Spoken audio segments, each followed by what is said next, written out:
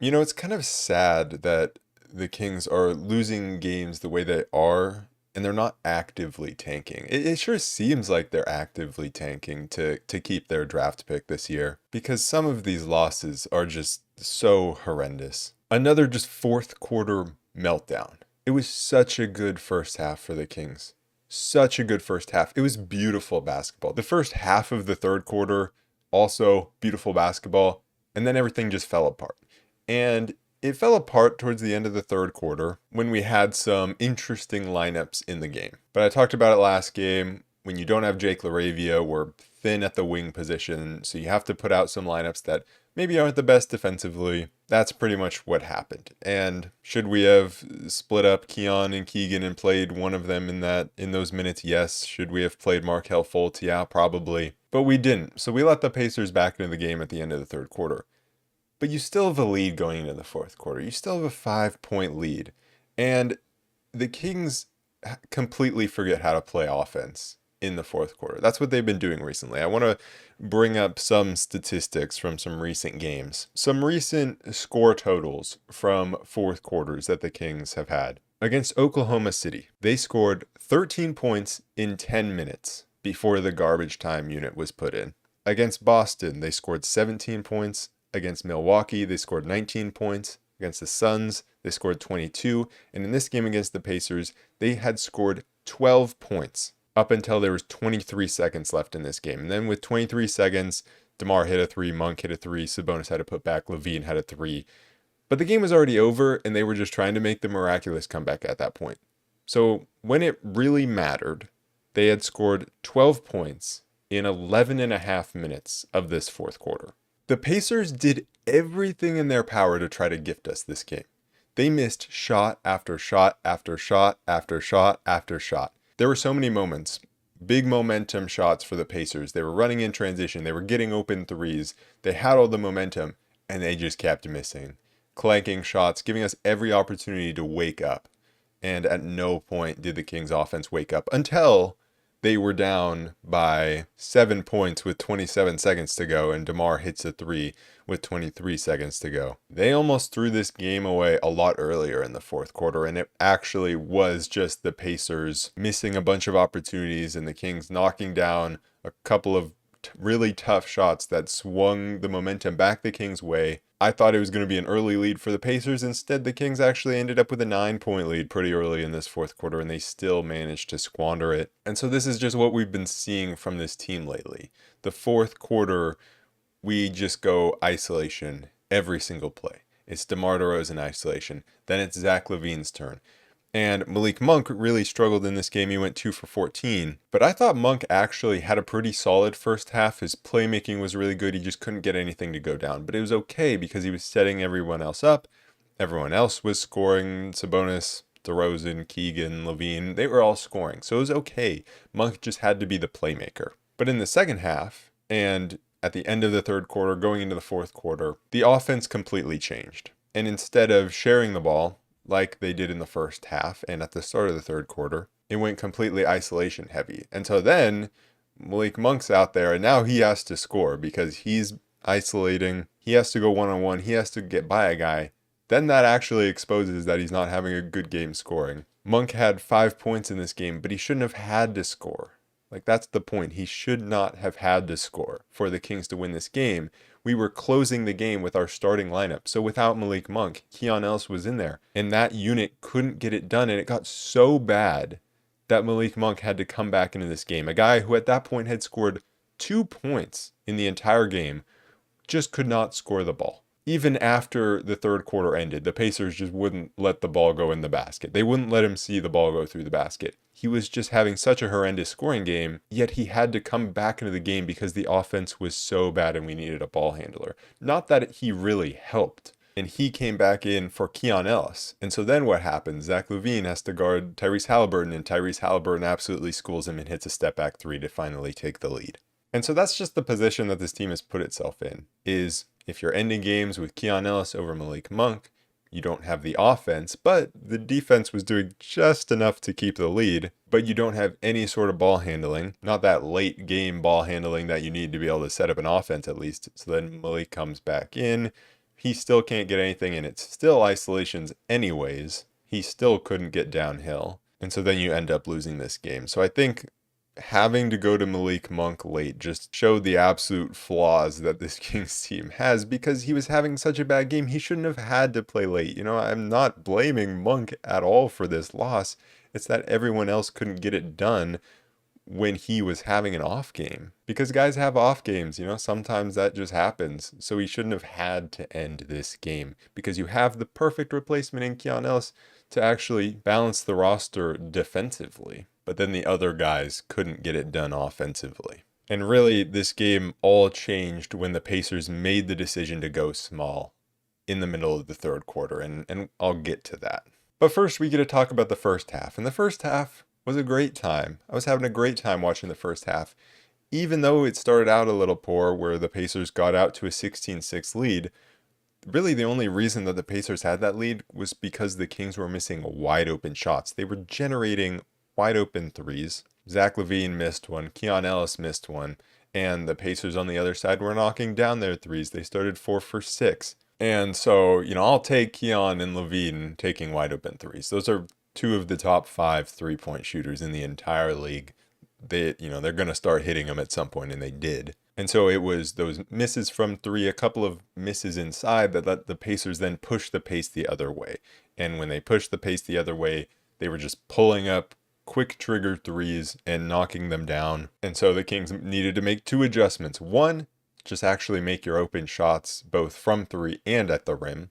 And then 2, you got to get up on guys in transition. The way that the Kings were generating open shots was the Pacers were putting a lot of emphasis on the ball handler, defending whoever was handling the ball, most of the time DeMar DeRozan for the Kings. They were just sending lots of bodies. When DeMar had the ball on the wing or in the corner, they were sending multiple bodies at him, and the Kings were swinging. They were generating open shots. A lot of times, DeMar was just getting these mismatches. Nobody on the Pacers could really guard DeMar.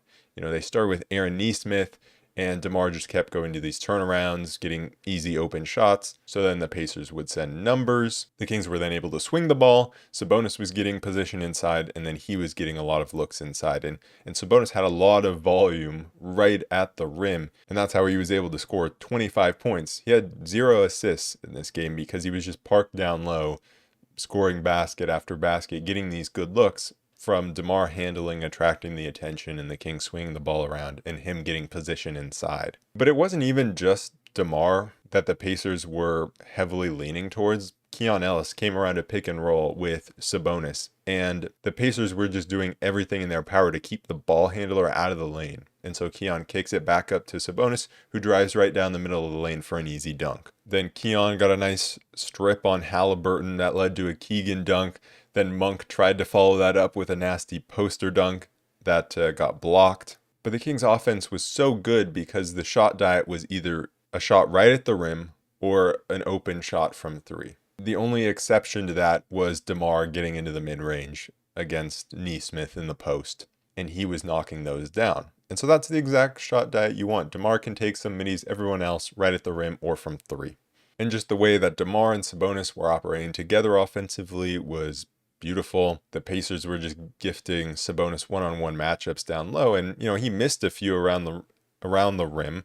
Also missed 3 free throws. Free throw shooting was not good for the Kings. But other than that, it was really good. Malik Monk and Sabonis got the 2-man game working a couple of times early on. And then defensively, Halliburton had 2 early turnovers. He had 4 turnovers at halftime. Halliburton is just a guy that doesn't turn the ball over, and they forced him into 5 total on the game. That's very good. Keegan had multiple stops right at the rim on drives. He was having an amazing game defensively. And so after that 16-6 start, the Kings responded with a 10-0 run. And for the rest of that quarter, the Pacers did knock down some shots, but the types of shots that they were getting were much different. They weren't these early transition threes. They were mid-range shots. They were much tougher shots. You know, Nembhard getting in the mid-range or McConnell. And so you can live with those types of shots if you're not letting them get to the rim or not letting them kick out for threes. And the only reason that the Kings weren't up by a lot at that point was because they were just missing threes. Keon finally knocked one down after he almost turned the ball over. Then Lyles knocked one down off a DeMar feed. And it was the Pacers bench that came in and was keeping them in it. Jarris Walker came in with 7. McConnell got to his midi. Those are two guys that always torch the Kings for some reason. But Sabonis had 12 points, 6 rebounds in that first quarter. DeMar had 8 points, 2 assists. So after that slow start and not shooting it really well, it was a really nice first quarter. To start the second quarter, we went with a lineup of Markelle Fultz, Malik Monk, Zach LaVine, Trey Lyles, and Jonas Valanciunas. Right away, the Kings went to Valanciunas in the post. He got a couple of just one-on-one matchups against Thomas Bryant, missed one, made one. On the first couple of possessions, LaVine looked a little sketchy as the ball handler, had a turnover, and the Pacers were getting the other way. They were getting the ball deep into Siakam with a mismatch, or just even deep against Trey Lyles, who was the primary matchup. And Siakam was scoring every time down to start that second quarter, but that was pretty much the only time that Pascal Siakam got going, other than his late three-pointer that put them up 5. That was a big shot in the fourth quarter. But other than that, it pretty much was only at the start of the second that Siakam got going. And that's when Zach LaVine finally got going. He had 0 points in the first quarter, I'm pretty sure. But the thing is, I'm fine with that as long as he gets going in the second quarter in the time that he's out there with more of an offensive load on his shoulders. When Sabonis is out, when DeRozan is out, that's his time to shine. And so if he's going to step up then, well, then I have no problem with him taking a backseat in the first quarter. He hit 2 threes, got to the mid-range, attacked in transition, got to the line. So he was carrying the offense. That's exactly what we want. And again, the defense wasn't great. That's not a great defensive unit with Trey Lyles and Valanciunas as your front court and a smaller backcourt with Monk, LaVine, Fultz. Again, that's a place where you would want Jake LaRavia. And Markelle Fultz let TJ McConnell get to a couple of mid-rangers. He was like trying to go under or just help off too much. But then Keegan came in, the defense picked up. He was playing great defense, forcing turnovers. Markelle Fultz had a really nice anticipation steal and dunk. But the Pacers did get some looks in transition. They started opening up the transition game. Pascal Siakam just got too many open driving lanes, and he was creating for others. There were a couple of weird moments where the Kings just didn't get back. Like Sabonis airballed what looked like an easy hook shot. And then I don't know if he was complaining to the refs or just so shocked that he airballed a hook shot, but he didn't get back in time in transition. And the amount of contact that was being let go down low was insane. Like both sides were incredibly frustrated. I know Sabonis and Siakam were probably the two guys that were the most frustrated with all the contact going on down low. It was an insane. The refs just decided that any contact down low, unless it is super clear, they're not going to call. And even if it is super clear, then it's still 50-50. And so really the only guy getting calls was DeMar. Gotta love our foul baiting king in DeMar. Even if the refs aren't giving anybody anything, he's still getting to the line. But the Pacers did go up 4 after just getting some easy looks in transition. But the Kings had a really nice response. DeMar had a mid-ranger. Then LaVine drove, found Keon in the corner for 3.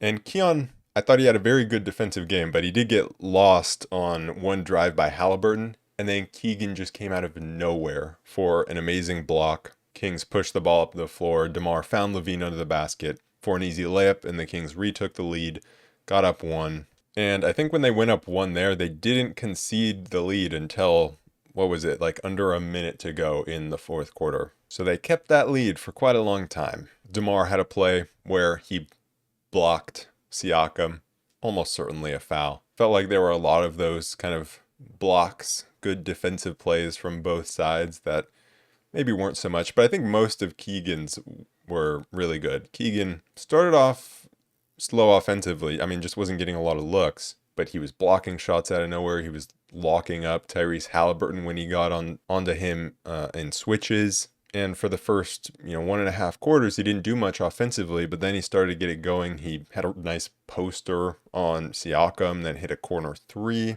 So everyone was contributing offensively.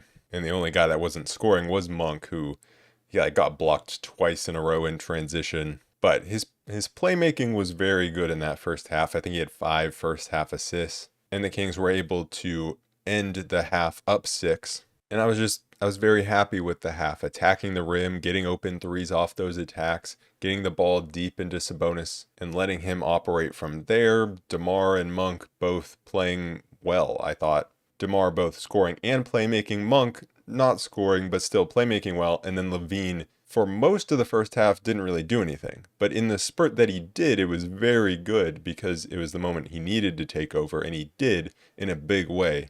I mean, he's just a guy that scores in spurts, and so that's what he did when he needed to. Defensively, forcing Halliburton into 4 turnovers. He did have 8 assists, but 4 turnovers is very good. The only thing they really needed to do better was stopping some of these transition opportunities. To start the third quarter, it was very good as well. Everyone getting involved, and it was Keon bringing the ball up, handling the ball, getting it where it needed to go. Keon also had a very nice alley-oop pass to LaVine in the half court in the second quarter. But I thought Keon did a good job of handling the ball, not turning it over, just making the simple plays. And Sabonis had a post fade. LaVine hit a deep 3. DeMar had a post fade. Keegan hit a corner 3. So everyone was doing a little bit of everything. It could have been even better. Sabonis had an offensive rebound, found a cut in Keegan, and Keegan just missed it at the rim. But it was such good offense. Everyone getting involved, the ball moving. And then defensively, the Kings did pick up the transition defense, and they started just letting Siakam shoot some threes. He clanked 2 of them. Defense was just extremely good. Sabonis was going right through Thomas Bryant for easy looks at the basket. Keegan had a great spin move on Siakam and finish. And then everything went downhill when Sabonis airballed that free throw. No, not really, but Sabonis did have some very interesting misses. He airballed one right at the rim, airballed a free throw, and then LaVine late in the game also airballed one right at the rim. But Monk came in early for DeRozan, like we've been seeing often in the second half, where Monk will come in for LaVine in the first half, then he'll come in for DeRozan in the second half. And there were a couple of moments of bad transition defense, but the Pacers just missed some shots. So we got a little bit bailed out there. And I think there was just a little confusion right when Monk came in, like they didn't get matched up. But then they forced a shot clock violation right after that. Keegan had a big part in that. But the Pacers made a change. They went to Obi Toppin as their backup 5 instead of Tony Bradley. And so instead of just playing Sabonis one-on-one, they were throwing numbers at him. They were making it much harder for him to just get deep position and catch the ball. And that one little change completely stifled the Kings' offense. But the sad part is, this isn't the first time we've seen this. This isn't the second time. This isn't the third time or the fourth time or the fifth time. We've seen this so many times. Any team that plays the Kings should know, if you go small, the Kings have no idea how to attack it. The only time that the Kings actually won a game when the other team went small was against the Mavericks, where they went to Sabonis and Valanciunas at the same time and just got every single rebound possible. And the reason that worked was because the Mavericks just had nobody on offense that could score the ball. So both Sabonis and Valanciunas could just sit in the paint. Against the Pacers, that would not have worked, right? So there's a reason we didn't try that here. We would have gotten torn up. I mean, we even saw when we were playing Trey Lyles alongside Sabonis, we got torn up in transition. So, like, can you imagine what it would have been like if we tried Sabonis and Valanciunas together? It would have been bad. The only way that the Kings started to score was Keon Ellis flashing to the middle of the floor. When all the attention was on Sabonis, Keon flashes up, near the free throw line or sometimes even closer to the rim. He got a mid-ranger, and Keon, he started to attack Tyrese Halliburton, make him defend, had a nice crossover, Sabonis sealed inside. And so that was the right idea. Take your man off the dribble, especially when it's Tyrese Halliburton, and Sabonis can seal inside because they're like trying to front Sabonis, or flash to the middle of the floor when they're trying to front him. Just get that movement going offensively. Whether it's off ball, whether it's on ball, it doesn't really matter. But Keon Ellis was the only guy who decided to do that for the entire game. The Pacers started to go on a really big run because they were just generating good looks in transition because the Kings' offense was so stagnant. So they were getting transition opportunity after transition opportunity off all these misses. The Pacers just want to run, run, run. And when you miss every shot, that allows them to do that. Aaron Nesmith just started to attack the rim when nobody was there for the Kings to help in transition. So he was getting to the rim. Obi Toppin was knocking down his threes. And that, of course, forces Sabonis to defend him on the perimeter. And our offense just became Sabonis sitting there in the post, DeMar sitting there trying to get it to him, but he doesn't get it to him. So then he just takes a tough mid-range shot or three-pointer. That's what our offense became. And so in the first 2.5 quarters of this game, Sabonis having 0 assists, that's fine because it was working, because you were able to get him the ball deep in the post. But then for an entire quarter and a half, it wasn't just for a 2-3 minute stretch, it was for an entire quarter and a half that the Kings were not able to get the ball into Sabonis in good positions. So at some point, you have to let him run the offense, because that's most of the time what works for the Kings, is when the ball is in Sabonis' hands, when he's operating the offense, when he's racking up the assists. So for him to have 0 assists in a game where for a quarter and a half you just got nothing offensively and you just keep trying to post him up time after time, it's so frustrating because we've seen this a million times before when other teams have gone small. The Pacers, just one little change and it completely destroys our entire offense. So while that was going on offensively, we also decided to put in a unit of Malik Monk, Zach LaVine, DeMar DeRozan, Trey Lyles, and Sabonis. And that unit defensively got completely torn up. That's an awful defensive unit in transition. Like Trey Lyles just didn't have a good game. But also Malik Monk, there was a play where Obi Toppin got the ball in the wing. He caught it, probably stood there for like 3 seconds. And Monk just stood there, backed off him after Obi Toppin at that point was 3 for 5 from 3. And Monk just decided not to guard him. And he hits a 3.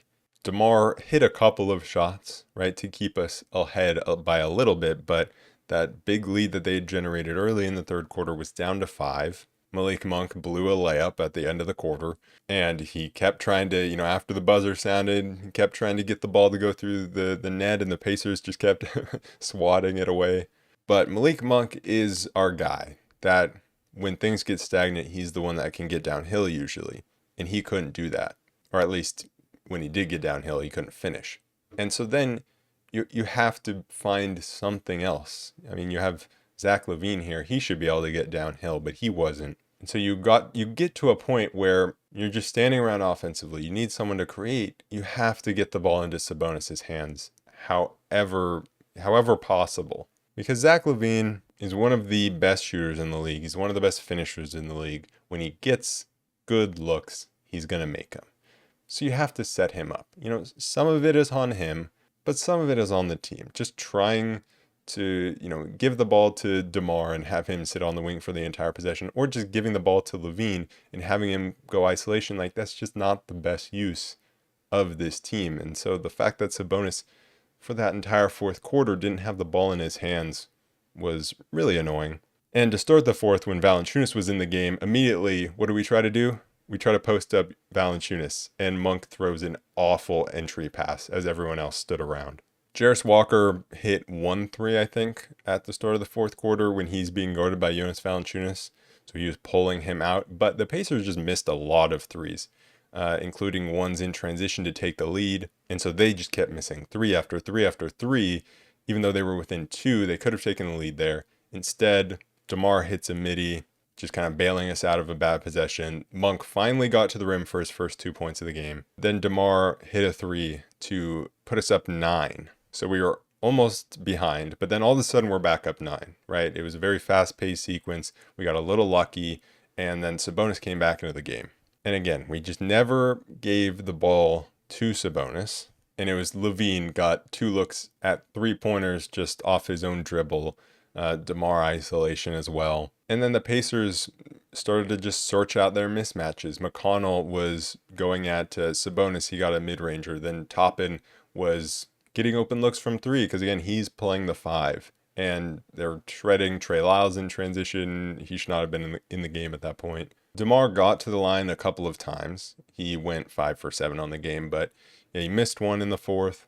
The Kings were just hanging on to the lead by a thread. The refs were letting everything go. Keegan got a block in transition as he followed through underneath Neesmith's head.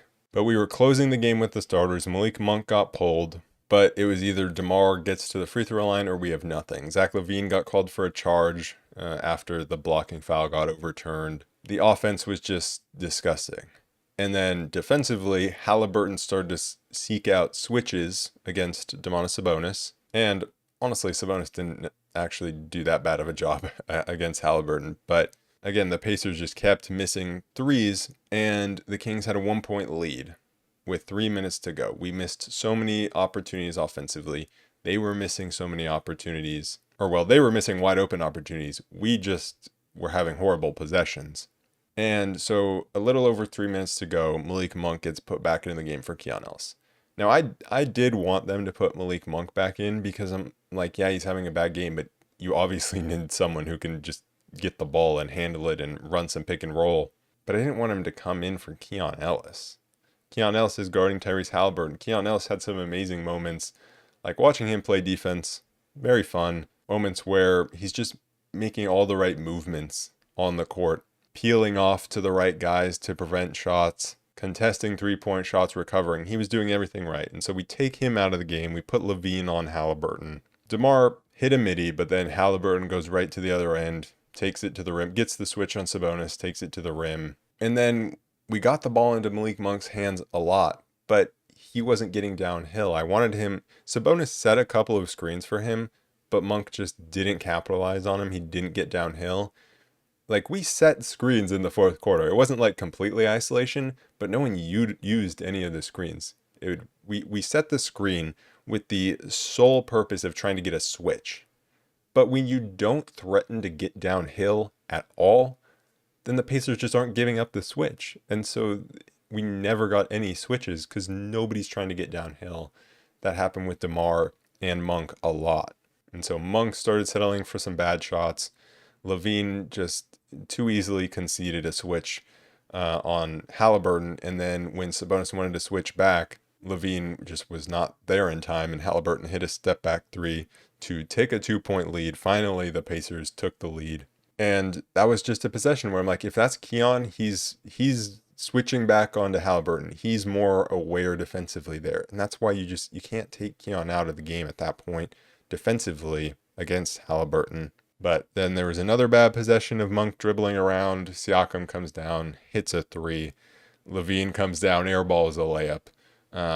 Halliburton hits his free throws, and the Kings hit some threes. DeMar hit a three, Monk hit a three, Sabonis had to put back, Levine hit a three, but Nesmith knocked down all 6, I think, of his free throws to end the game, so there was never a chance. I think the problems that the Kings have been having offensively in fourth quarters when you're taking the ball out of Sabonis' hands are kind of a good encapsulation of how the Kings as a whole have completely messed up the roster recently. And what I mean by that is you've gone away from your best guys. You've taken the ball out of the hands of your guys that you should have been leaning into. Whether that was Fox at one point, Sabonis, even Malik Monk. It's too many mouths to feed, and that results in nobody getting fed at all. You need to lean into your best player. Domantas Sabonis is your best player, and you're just not leaning into him, and you're letting DeMar dribble the ball around and Levine dribble the ball around and Monk just dribble the ball around as well, and completely icing out your best player. Because Sabonis had 25 points, 16 rebounds, 11 for 19 from the field. I mean, those are solid numbers, but it was almost nothing in the second half. I think he might have had 21 points at half. No, sorry. It was, he had 23 points at the end of the third quarter. That's what it was. 2 points the entire fourth quarter, and it was just that putback at the very end of the game that didn't matter. You know, when you look at all the box scores, other than Monk's stat line, nothing jumps out to you as bad. DeRozan 12 for 24 from the field, 31 points, 8 assists, 0 turnovers. Like, that looks great. Zach LaVine 7 for 15 from the field, 4 for 8 from 3 for 20 points. You know, the 4 turnovers isn't great, but it's, you know, that's not a bad stat line. Keegan had 12 points, 5 for 11 from the field, 7 rebounds, 2 blocks. Keon 9 points efficiently, 4 assists for him. All the numbers in those starting lineups, like, that looks good, but it's just the way that they were running the offense late in the game. Monk went 2 for 14 from the field, 5 points, 5 turnovers. He had 7 assists, 7 rebounds. Like I said, I mean, I think he had a good first half playmaking, but then once that ball stopped moving as much, then because he couldn't score and he was just trying to go one-on-one, everyone knew he wanted to get downhill, wasn't really taking outside shots at all, and so he just wasn't able to get it done attacking the rim. Lyles had 3 points, nothing else really. It was a rough one. Just the Pacers were able to expose his lack of speed. The Pacers get up and down the floor very quickly. He was definitely exposed. Valanciunas, kind of the same thing, where there was a point where we got the ball to him a couple times inside against, I think it was Thomas Bryant at that point, yeah. And he got a couple of good looks, but he only played 8 minutes because, again, the Pacers getting up and down the floor, and they stopped playing a traditional 5. So then, we can't get the ball into him the same down low. Markelle Fultz played 5 minutes, and I thought he was solid. Had a couple of, lapses defensively, but he was trying to make things happen. And so I think defensively, he could have really been used in some of those, especially end of the third quarter lineups. Him or Keon Ellis, Keon played 27 minutes, Markelle played 5 minutes. One of them needed to play a few more minutes to make sure we didn't have some of the really bad defensive lineups that we had towards the end of the third there. But with this loss, that moves the Kings to 36-39. The Suns are 35-40 at the 11 seed. They just lost Kevin Durant for at least a week, I think. So this race, it's who wants it less. The Mavericks right now are leading the Nets by 5 in the third quarter, and they're a game up on us. I have no idea what I want at this point. I'm just not really thinking about it. Whatever happens, happens at this point. Whether they make the play-in, I guess the one thing that I don't want to happen is them to have the 10th seed and then immediately lose. Either make the playoffs, keep your pick, or at least get a home play-in game. At the very least, get a home play-in game. Because that was fun last year. I went to the play-in game against the Warriors. That was very fun. So despite not making the playoffs, at least give us a good time in a 9-10 play-in game. And I think technically it is possible for the Kings to stay in a play-in spot and keep their pick if they lose in the play-in, depending on some certain factors. But in all likelihood, it is either you're the 11th seed in the West and you keep your pick, or you're in the play-in and you don't keep your pick. In all likelihood, that's kind of the scenario we're going towards. But coming up, the Kings have 2 extremely winnable games against Washington and against Charlotte before it gets much tougher the last 5 games of the season, including a matchup with the Phoenix Suns to end the season. The schedule makers, they were cooking with that one. That one could be interesting, I guess is the word. I don't know. But the Wizards, are they good? No, they're not good. Are they much more fun now than they were earlier in the season? Absolutely. They traded Kyle Kuzma. Vibes are much better for the Wizards. Jordan Poole, still there, still going off, but they got AJ Johnson in, who, every time I look on Twitter, there's a new crazy dunk from AJ Johnson. Bub Carrington, Alex Sarr, those guys are fun. But if we remember, in the first game that the Kings played against the Wizards this season, the Kings dominated the game, except in the moments when Jonas Valanciunas was in the game for the Wizards. He was dominating us, but Sabonis was absolutely able to demolish Alex Sarr. And so I'm guessing he's probably going to be able to do something very similar. And so it's up to the Wizards to make a similar change that the Pacers made and not be able to let him catch and force us into isolations. Now, do I think they will do that? Probably not. I don't think that they're good enough to do that. But if they do, and if they deny Sabonis the ball inside, then all I want to see is the Kings getting Sabonis the ball. Whether it's on the perimeter or inside, I don't care. Get him the ball. One thing that the Kings can definitely do is get out and run against the Wizards. Sabonis getting the ball and pushing the other way. But the Kings just need to make sure if they do get into a very fast-paced game that they aren't neglecting the defensive side, because there are times where the Kings against bad opposition can get into track meets, but then just let the other team get easy looks at the rim the other way every time. Because they get comfortable. They're we're scoring in transition on one end, so they get comfortable. They don't defend on the other end. This is the type of game where if the Kings set the tone defensively from the jump and get out in transition offensively, should be an easy win. Should be. Anyways, that is it for this episode of the Roll Report. I will be back on Wednesday to recap that game against Washington, so I'll see you all then. Peace.